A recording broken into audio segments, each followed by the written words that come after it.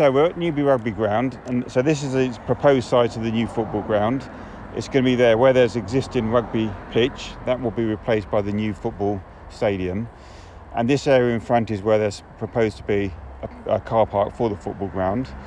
One of the main concerns is that this car park will be woefully inadequate. It's only going to have about 52 spaces, which won't really be big enough for coaches and players when you think about the changeover between matches.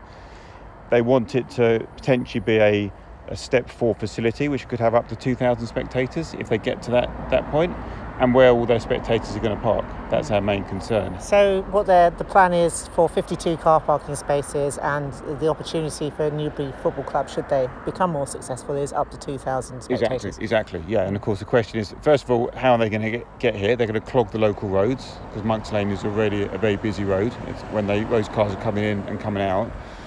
And then the issue is where they're going to park.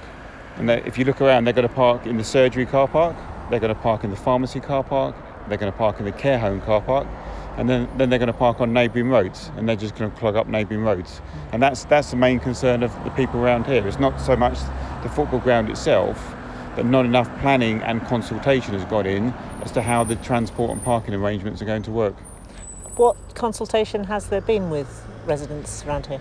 There was a consultation undertaken by the council in about February or March of this year, but it was complete in a very structured web-based form, and it was very much about, do you want a football ground and how big do you want the football ground to be? There are no questions about the parking, the transport concerns, about noise pollution, about light pollution. There's no way for residents' concerns to be reflected on that consultation. Do you think that residents' concerns will be heard as the planning application goes through the process? I hope so, and many of us have made formal objections, but we want the opportunity to put questions directly to the executive who are driving this proposal. And talking to some of the other councillors who have asked questions, it's not always clear they're getting good answers back from the council. And alternatively, obviously this is a West Berkshire Council planning application to be considered by West Berkshire Council Planning Authority. What would you suggest? I mean, obviously, you don't seem to have any objection to a football club per se, but what would you suggest they do? Well, they've got to find a way to be able to cater for the large number of people that arrive by car, and both in terms of the surrounding roads and the parking. I'm not quite sure what the solution is. I guess it's not clear to me there's enough space here for a stadium of this size.